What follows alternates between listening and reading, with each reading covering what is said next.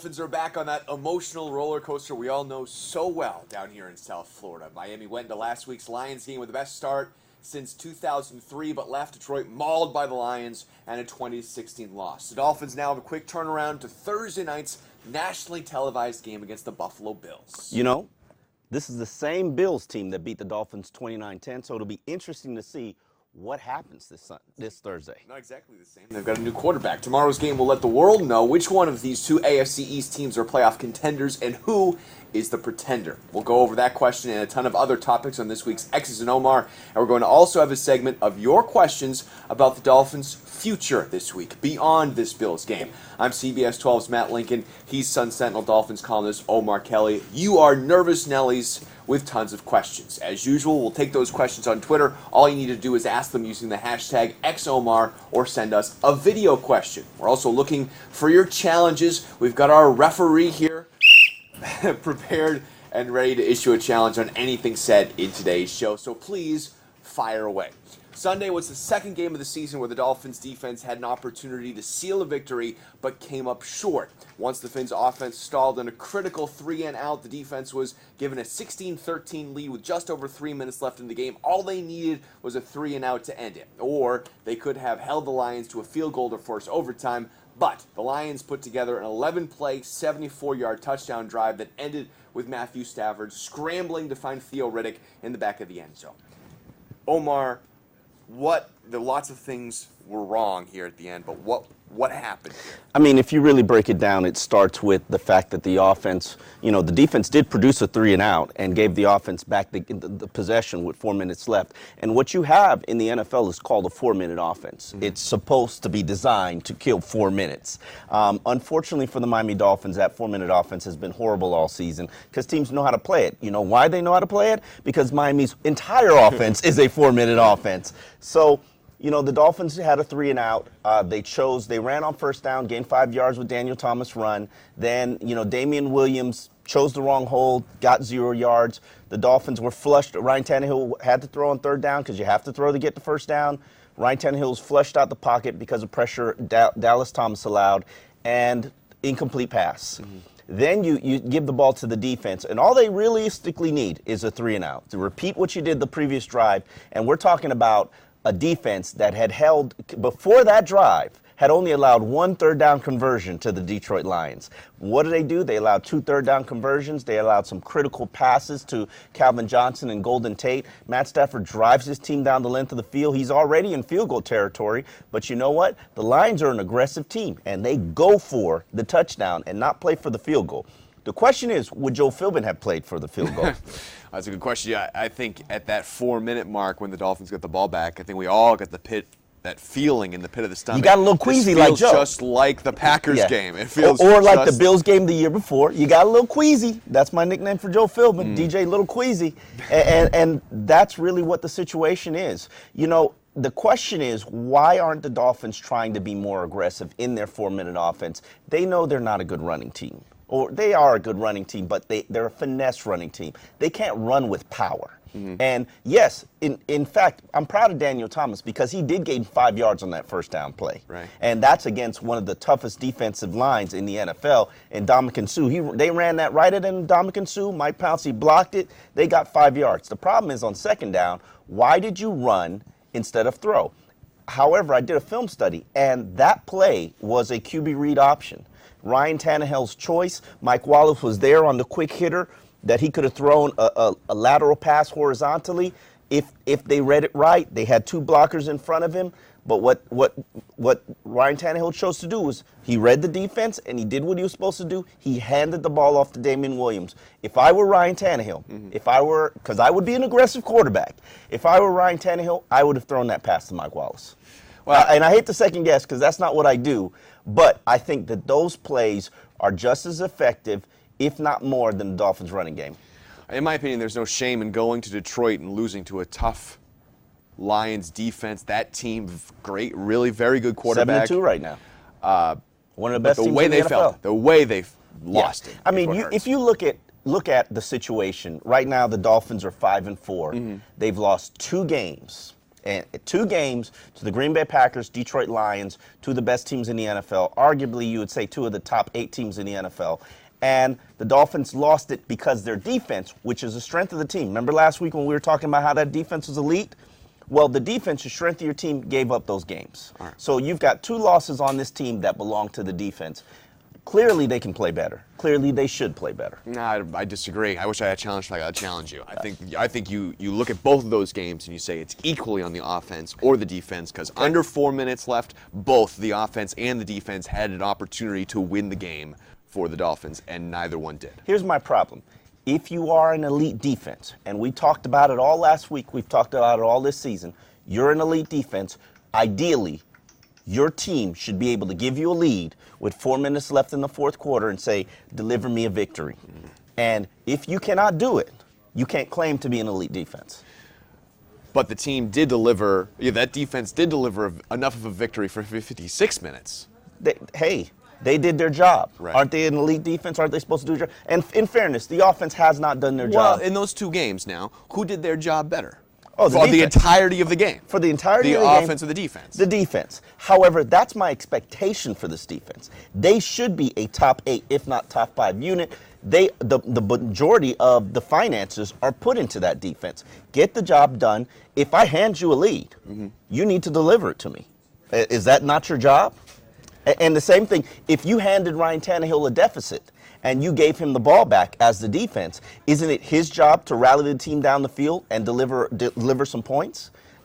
I mean, he did his job. Yeah. Not well, but he did it. He got it done. He gave you a lead, and you dropped the ball.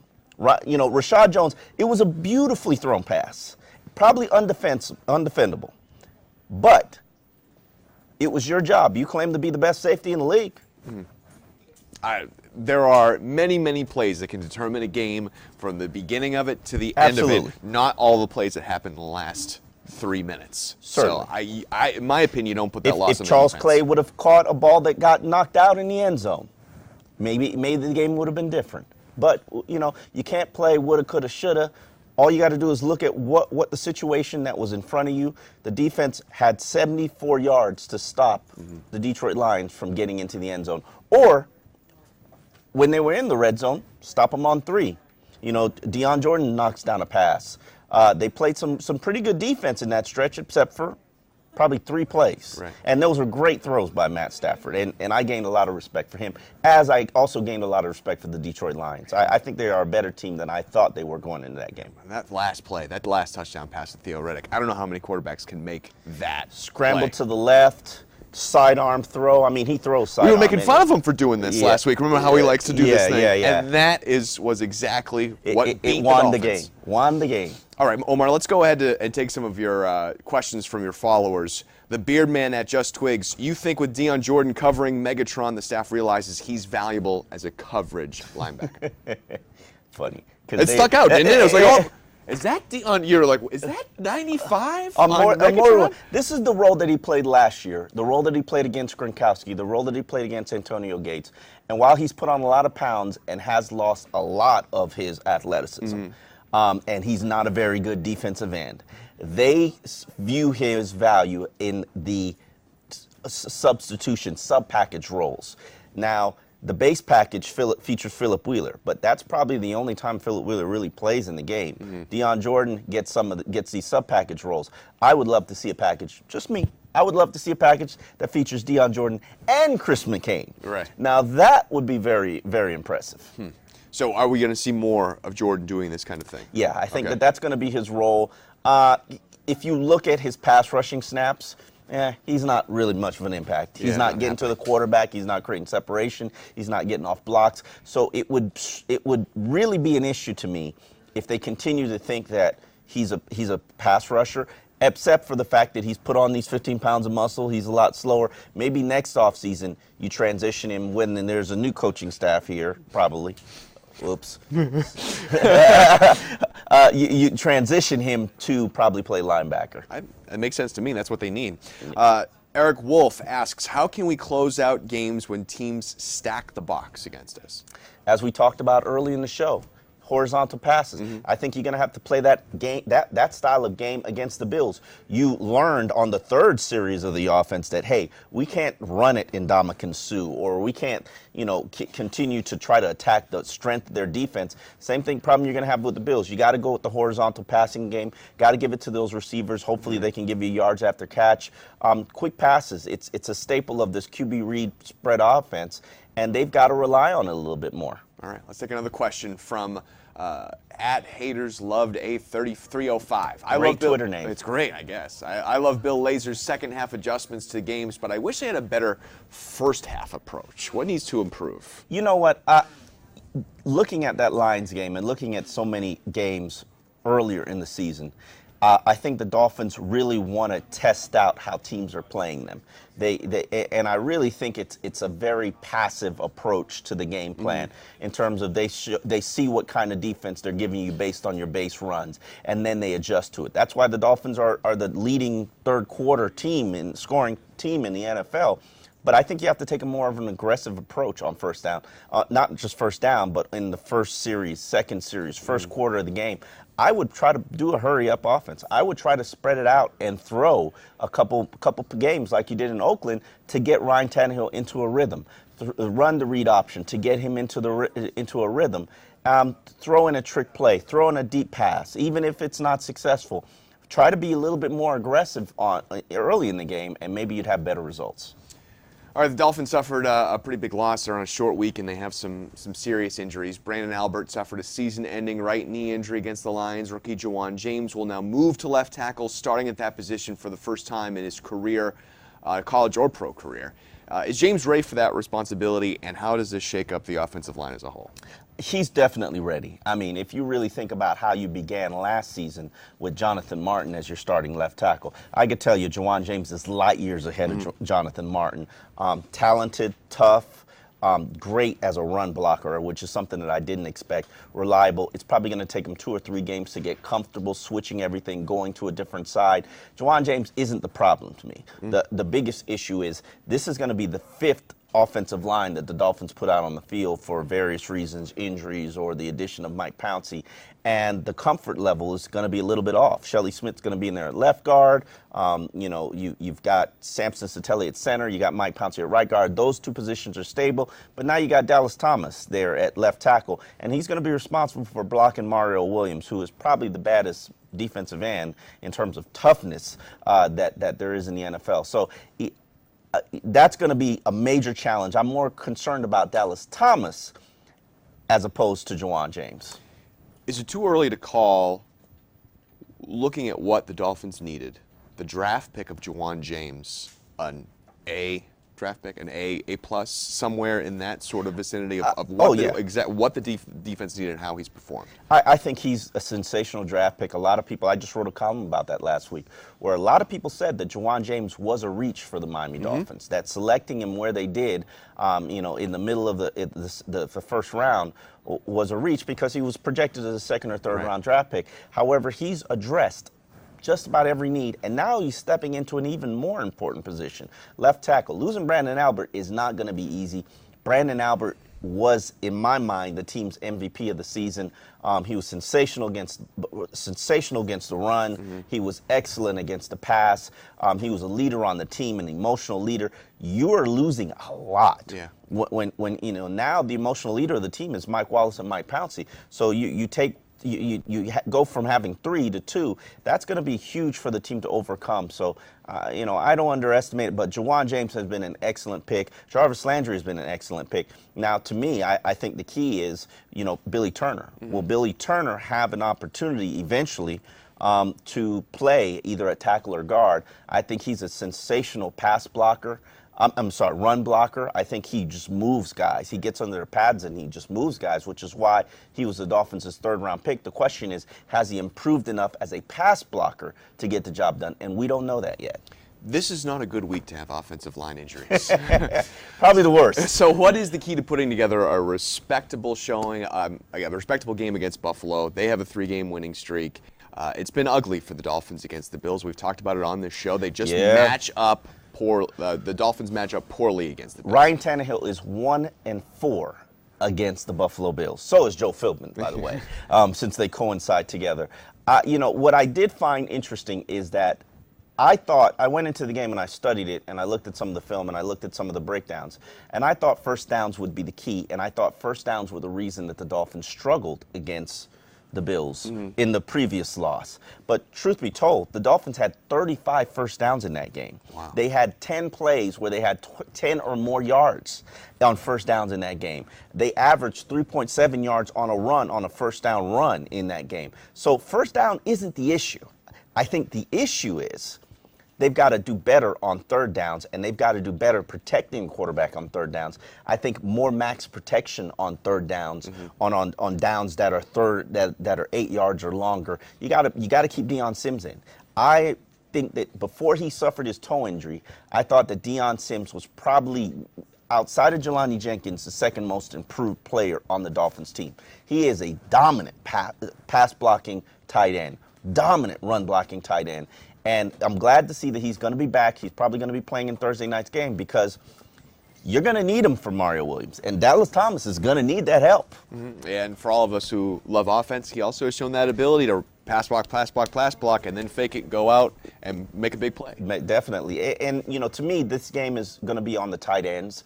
Charles Clay has to step up and play big. He's been playing better as the season has progressed, as his knee has gotten healthy. I don't think it's ever going to be completely healthy, but he's healthier now. And then Deion Sims, getting him back is going to be critical to the success of this team. And this is a pivotal game. This is a very big game. Well, a possible key to the game is the next question for Omar. Mark asks, why don't the Dolphins run Tannehill more in the red zone? We talked about the issues on third down. Also, the issues have been when they get to the red zone, actually getting into the end zone. Yeah. I mean, we talked about the red zone so much this week, and there's good reason why. Because, strangely enough, the Dolphins have had 43 opportunities in the red zone, which is more than 43 trips in the red zone, which is more than any other team in the NFL. So the offense is moving. They're getting there. The problem is their efficiency level. They're only converting about 40% of their red zone opportunities, turning them into touchdowns, and that's just not good enough. And why doesn't Ryan Tannehill run more in the red zone? It's because the red zone is so compact. It's closer, it's more yardage. So Ryan Tannehill only runs when a linebacker doesn't keep his gap. And those QB read option plays don't work in the red zone. Right. So you're going to have a fullback, a lead blocker, a power rushing attack. And the Dolphins don't have that. And your big back, Daniel Thomas, he's got to play big in the red zone. So could you roll Ryan Tannehill out and have him dive for a first down? Absolutely. But then we go back to the question that we argued about last week, which is he going to last for 16 games? Right. And this is going to be one of those games where he might not make it out alive. Right. Well, maybe not. I was worried about, after that first set of downs, I was worried about Ndamukong Suh taking his head off. I mean, he left that Lions game with a sprained ankle and a bum. His throwing shoulder is hurt. So this is the marker. This is the game right now. Or if he can survive it, if he can make it out, and especially if he can make it out with a victory, he might be saving jobs. Well, it's a tough test for everyone playing in this game. Absolutely. With the short rest. Albert not the only big-time loss. Cortland Finnegan is likely not going to play. He hasn't practiced. We don't believe he's going to play. That's what you get with these Thursday night games. There is no time for recovery. Dolphins didn't even practice. They just ran through plays and dummied up plays. They couldn't even practice amongst each other. And 2 practices like that, 3 walkthroughs. It is what it is, but it's the same thing for the Buffalo Bills, who actually have to get on a plane and come down here. I mean, I'm sure they're enjoying leaving Buffalo, but it's a situation where that's why I like the Thursday night games to be divisional games, because you know your divisional opponents. Ryan Tannehill doesn't have to break down film to know what the linebackers and the defensive line likes to do on third downs. He knows because this is the team that he plays. The wide receivers don't have to know Leotis McKelvin, what type of style he plays, or Stephen Gilmore, what type of style he plays, because they've already broken down the film. They've already studied it. So these Thursday night games being divisional games are key to me, but it's going to be sloppy football. It always is sloppy football. It always is. So Finnegan not going to play. Yes. As bad as it is to not have a full offensive line against the Bills, having one guy down on in the defensive backfield, not a terrible thing against this team and Kyle Orton. Well, tell me, can Jamar Taylor handle this? Are we going to see Kyle Orton picking on Jamar Taylor all night? Kyle Orton can't pick on anyone. Okay. Let's That's get the that point, out of right? the question. I mean, that's yeah. the point. That's he would ideally love to pick on Jamar Taylor, and more than likely they'll try to probably put Sammy Watkins on Jamar Taylor, just like they did Will Davis at the beginning of the season. It's time for Jamar Taylor and Will Davis, those second-year cornerbacks, to prove why they were second and third-round picks, to prove that they can play, prove that they can be reliable. I mean, realistically, the Dolphins moved on from Nolan Carroll in the offseason, allowing him to sign for a, $2.5 million deal with the Philadelphia Eagles because they said these young guys are going to be ready. Mm-hmm. Well, okay, we've invested all this preparation time, all this practice time. You've been redshirting for a season and a half. Will has played a little bit. Jamar's played a lot too as well. It's time now. I mean, you've basically had 18 games to prove to us that you're ready to learn, to develop. And Jamar Taylor is a very good student of the game. And I will say that. And I think Will Davis has great instincts for the ball. He's not really a tough player. But this is your opportunity. If you want to prove that you're an NFL player, time is now. And we've definitely got to the point now where I think teams are realizing that they should probably stop throwing to the other side of the field. Hey, Brent Grimes isn't complaining, and neither is his wife, Miko, because they're just collecting balls. They're going to need a new house to fit all those balls. 5 interceptions. He's on his way to a Pro Bowl, another Pro Bowl season. Brent Grimes is, without a doubt, one of the premier cornerbacks, I think a top 5 cornerback in the NFL. Hopefully he gets his due and teams start to leave him alone. We'll see. All right, let's. We got. Okay, nice catch. Thank you. So, Omar, I'm not entirely sure who you said was the toughest pass rusher. However, Israel Castillo disagrees. He says challenge. J.J. Watts is the toughest pass rusher. He is correct. I will correct my statement and say the toughest 4-3 pass rusher. J.J. Watts plays in a 3-4. I sort of separate them. One guy plays in a 3-4, one guy plays in a 4-3. J.J. Watts is without a doubt probably tough. I think Cameron Wake is no slouch now. Cameron Wake's a bad boy.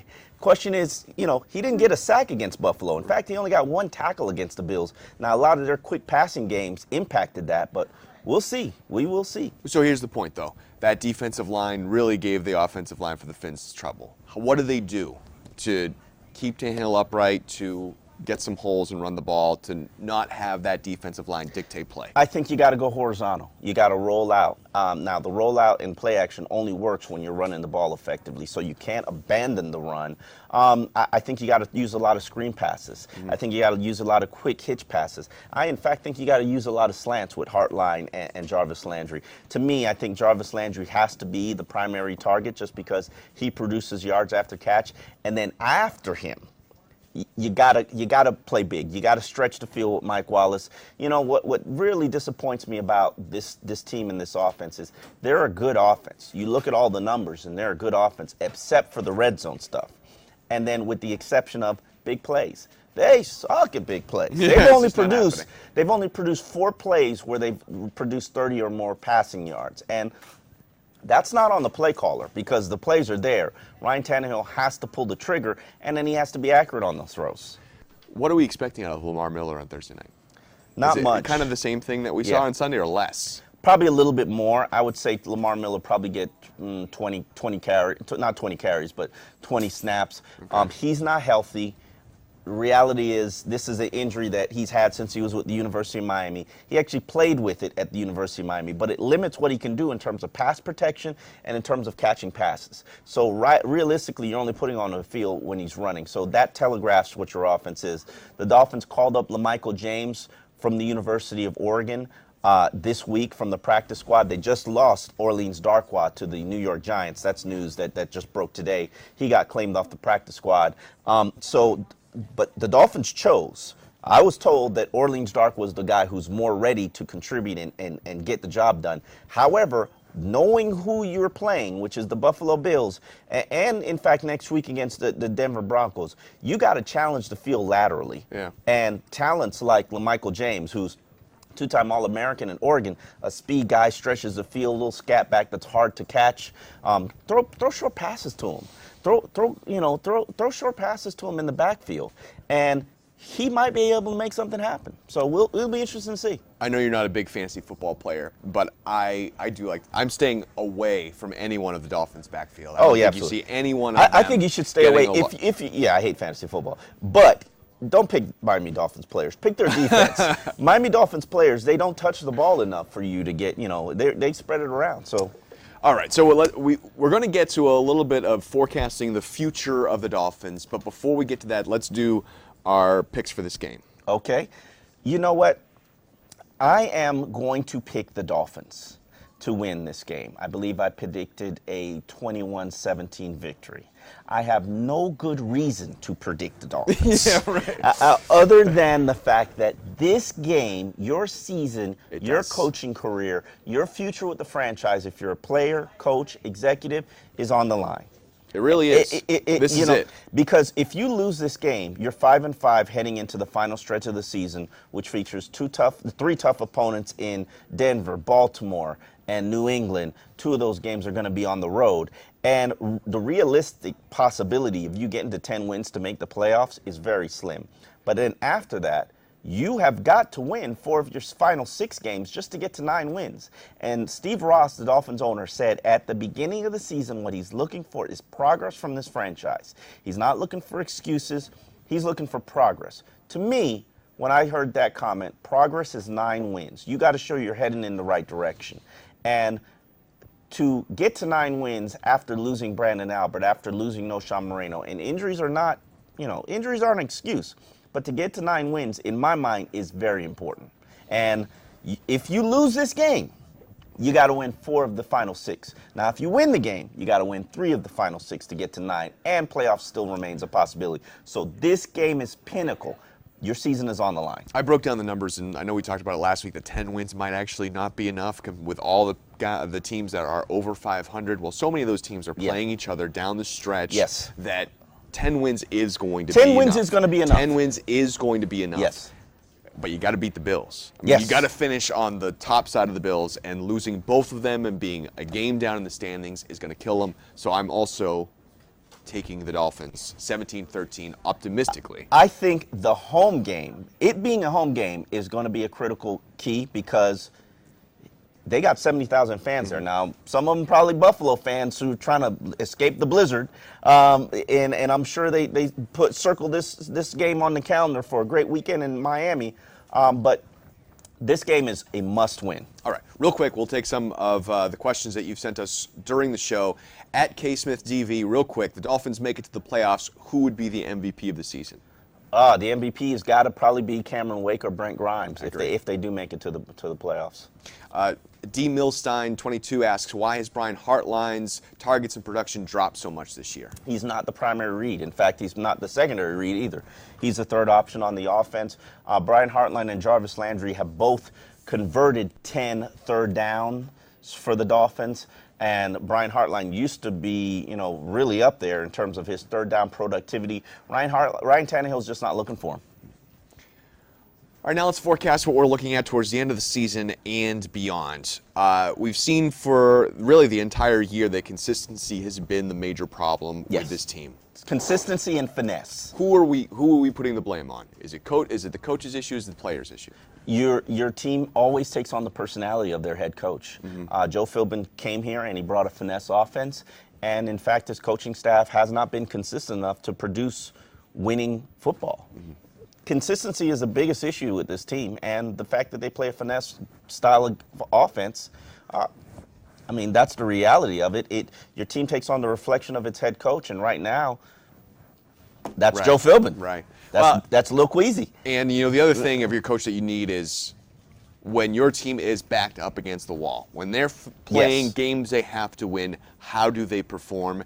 And the Fins have one last chance here during this stretch run to prove that they can win the games they need to get in the playoffs. You know what? Since I've covered this team, with the exception of 2007, they are always relevant in December. Now, not relevant nationally, but they have always got a chance in December to put forward put their foot, in the door to keep the playoffs alive. And then they'll lose 3 of the 4. Then they blow it, right? Then they blow it. Now, I picked the Bills to win that game because I realistically believe that this Dolphins team just has enough fight to make themselves relevant at the beginning of December when they get to that Jets game. Well, that's the funny thing about this whole thing is you look down this stretch and we talk about the games that the Dolphins have left and the games that they need to win, and the two easiest games on this schedule are the last two games. Absolutely. At home against Minnesota and at home against the Jets. Can you get to it and get to the point where, last year the Dolphins were 8-6. In the driver's seat. In the driver's seat heading into the final two games. They only needed one. And they crapped the bed. Now the question is, you've got Denver at Denver. You've got New York at New York. Then you host Baltimore. Then you're at Baltimore. I think at New England. Then you're at New England. I think that stretch of games is murderer's row, and you will find out exactly who you are as an organization and as a franchise. Once we get to that New England game, we'll know if Joe Philbin's here to stay or if he's going to be out the door. Unless they blow the last two games again. Oh, true. There could be a great spot to blow the last two games. Unless the salary cap jumps up another $10 million, it appears the Dolphins will have to do some belt tightening after the season's over. So at Rudy, July 2 asks, who are the future wide receivers? Who stays and goes? He thinks that Hartline is a goner. You know what? That's a good question from this standpoint. The Dolphins have some players. Every year you look at your roster and you say whose salaries are far more than what their contribution is to the team. There are 4 players that you can identify right now. Donnell Ellerbe, who the team has already moved on from. He's going to be on the books to make $8 million. Gone. Philip Wheeler, who was a major, colossal mismanagement of free agent money. Gone. You've already got 2 replacements on the team in Deion Jordan and Jelani Jenkins. Jelani Jenkins already placed. Yes. Jelani Jenkins has already placed Donnell Ellerbe, but Chris McCain can replace Philip Wheeler. Okay. You can go draft another one to fill that void. And then you've got 2 receivers, Brandon Gibson and the Blankie. If you cut those 4 players, you're realistically looking at saving $15 million in franchise space, in salary cap space. And that $15 million can help you get a little cushion, get a free agent, sign your rookie class. And unless the salary cap jumps up another $10 million, which some people project it to, you're going to need that cap space. But it's a good idea to be belt tightening anyway. And if you really look at it, this GM didn't sign any of those 4 players. Right. And it's time for him to probably look at his new team and start to build his new team, if he's still here. We never know. But out of that group of 4, Hartline is probably the only one who even has a chance of coming back, right? Yes. I think Hartline can possibly restructure his contract, renegotiate. Hartline has his contract is a series of 1-year deals. You can probably buy yourself some time. The question is, are they going to bring back Mike Wallace at his $8 million salary next year? He's got a $3 million option that he can opt into, and you don't know. But if you're not going to bring back Mike Wallace, then you probably need to bring back Brian Hartline at a lower salary. Oh yeah, I'm going to say. What would you rather have? Hartline at $6 million or Wallace at $8 million? I know it's not even close, right? You'd rather have Wallace at $8 million. Certainly. The question is, can you find a better receiver to be your number 3? Clearly, Jarvis Landry is developing into the number 1 receiver, if not the number 2 receiver. Mike Wallace is the guy who stretches the field, and then you've got Brian Hartline. Can you find him? I think Rashard Matthews can serve as a number 3 receiver. So business is business. I love the Blankie, but business is business. Right. All right, from the looks of it, who is playing for their future pay or for their next employer the rest of the way? Are there other guys who are on the fringe of sticking around? I think let's put the quarterback aside for a second. Other than the quarterback. Come on, you We're cannot gonna put get the to quarterback aside. All right, we'll start with him then. Let's start with the quarterback. Okay, well, I'll let you put him aside. All right. Cortland Finnegan, he's on the books for around $5 million. If Jamar Taylor or Will Davis do step up, you probably won't necessarily need Cortland Finnegan here. But the question is, neither of those 2 young cornerbacks have stepped up. It's always the aging players that you really look at. Jared Odrick, we talked about it in the previous show. Jared Odrick is on pace to get probably about a $30 million contract. It's probably not going to come from the Dolphins. Who's going to give him that money? And, will the Dolphins make a comparable, respectable offer? I think that he's probably going to be leaving. Then you got free agents like Charles Clay. Charles Clay is not having the year that he was projected to have just because of the knee injury, but his future is up now, and I think you're looking at somebody who can probably command a $14 to $18 million contract on the open market. So there are a ton of free agents. Louis Delmas is a free agent. Jimmy Wilson. Jimmy Wilson's a free agent. Noshawn Moreno's a free agent. So there are a ton of guys that are probably not going to be returning to this team, especially considering you're going to have to tighten the belt from a salary cap situation. And so signing your own free agents might be tough. Ryan Tannehill. In my opinion, go ahead. He still has the opportunity of these 7 games to earn a contract, to earn a big-time deal, if he can put it on his shoulders and play like he's played Lights at out. Times this year. At times. The problem is the other times. Well, that is right. The consistency. Either he's a below 80 rated quarterback or he's over 100. You average it all out, you get a 98.8 rated quarterback, and that's high for him. That's pretty high for him. The consistency is the major problem with Ryan Tannehill. Here's the question that you have to ask, because this is a question that Dennis Hickey's going to be asking himself. Is Ryan Tannehill worth $15 million next year? Not next year, but the year after that. Right. Because in May, as an organization, you have to decide whether you're going to pick up the 5th-year option on Ryan Tannehill. It's not guaranteed, but you're saying to yourself, I'm committing $15 million to Ryan Tannehill. So if you pick that up in May, no matter what you want to sign him to in terms of a long-term contract, that $15 million is on the table. Right. It's not going anywhere. So now to sign him to a multi-year deal, you're going to have to probably commit $30 million to him. He's not that type of player, people. I mean, I would struggle to give Ryan Tannehill a $50 million deal, a 5-year $50 million deal, much less these $100 million deals that these quarterbacks are making. Here's what I do if I'm Dennis Hickey. No matter how Ryan Tannehill finishes the season, I let Matt Moore go as a free agent, and I draft a quarterback in the 1st or 2nd round. Hopefully, I would throw all my chips into the table and try to go get Jameis Winston, because I love that quarterback. All right. Yeah, he's got issues. He's immature.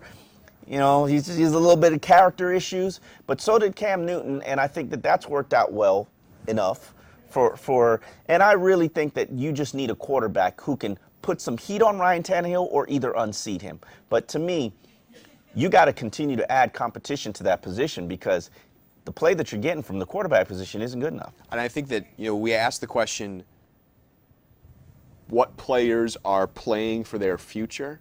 And that list is much, much, much longer than the ones who aren't. The ones who have a future. It's not just the players. I mean, and that's the thing. It's not just everybody. The players. Listen, it is everyone. If Joe Philbin doesn't get to 9 wins, he knows he's fired. Right. So does his coaching staff. While guys like Bill Lazor or Casey Rogers might be able to stay and hold over, Darren Rizzi might be able to stay and hold over, all of these assistants are also playing for their future in terms of where will they get another job at some other stop. Now, if you put together a good enough body of resume like Casey Rogers has throughout his career with the Dolphins, he knows he's going to get work. He doesn't have to, Darren Rizzi's special teams work, with the exception of this year, he knows he's probably going to get work in the NFL. But everybody else, the tight end coach, the offensive line coach, Darren Rizzi, not Darren Rizzi, but Bill Lazor, they've got to show, put the product together consistent enough. Right now, this Dolphins offense is not averaging 23 points for the season. And they got to get to that point to be considered respectable this season. And just last question, what about Hickey? Is Hickey back? I think it all comes down to what Steve Ross decides to do in terms of the head coach. If you know Steve Ross, he's fishing for the big fish. Yeah. And the big fish is Jim Harbaugh. Whether Jim Harbaugh, it's going sour with the 49ers. He's not going to be back there. He's not going to be back there. No chance. So if the situation in 49ers turns sour, he's under contract. So either he goes to the University of Michigan or he signs with a team that's willing to give up a 1st or 2nd round draft pick for Jim Harbaugh. And I think that Steve Ross, come on, he pursued him the last time. He offered him a $7 million deal the last time. He's probably going to offer him a $10 million contract and give him full power. And then Jim Harbaugh, if that's his choice, is going to, and if he chooses Miami, is going to decide what the fate of Dennis Hickey is. But Harbaugh in San Francisco ended in a disaster. Why do we think Harbaugh in Miami would be any better? Because his relationship with the GM soured with the 49ers. I mean, they're just going at it back and forth. They're throwing haymakers at each other. They're pulling the rug from each other. They're pointing fingers. It's the same situation that happened last year with Joe Philbin and Jeff Ireland. They got to be separated. Now, why, as the owner, are you choosing The GM over the coach. the GM over the coach, Trent Baalke over Jim Harbaugh, who's probably arguably top 4 coach in the NFL? I would struggle to name you 4 guys better than him. I do put his brother up there with him, but it makes absolutely no sense. But I don't know Jim Harbaugh's. I do know Jim Harbaugh's personality. He's a little bit difficult. So that's probably why they're saying, hey, maybe we need to sever ties. Now the question is, does Jim Harbaugh have his own GM in mind? Don't know about that, but before we go, we do have a video question, and we want to take it. It comes from Jane. Hi, Omar. This is Jane. I want to know what the Miami Dolphins are doing to build their fan base in Florida. Have done a great job in terms of being consistent about reaching out to their fans and the season tickets base on a consistent basis. And it's not just during the season like, oh, you bought the tickets, okay, we don't care about you. They hold conference calls with the owner, with the GM, to answer fan questions. They hold special events for them. They have special menu items for them at the stadium.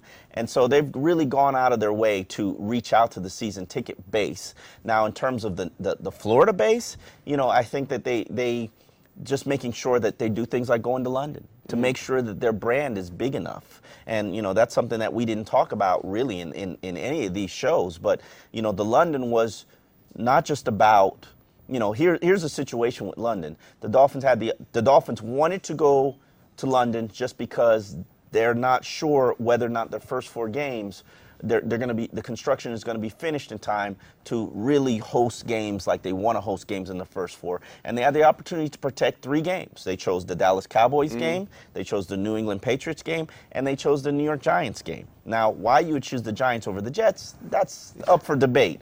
But they felt like it was a good move to go to London, one, because it opens you up to host the Super Bowl within the next 5 years, and that's important to Steve Ross considering he's putting $400 million into the stadium. And the stadium is going to be improved drastically. But it also allows you to build a bigger brand, be on national television, and not just you know, you air locally every week, but you need to be on the big networks and the nighttime games, and like Thursday night's game against the Bills. That's putting you on a bigger stage, and if you play well, you draw in more fans.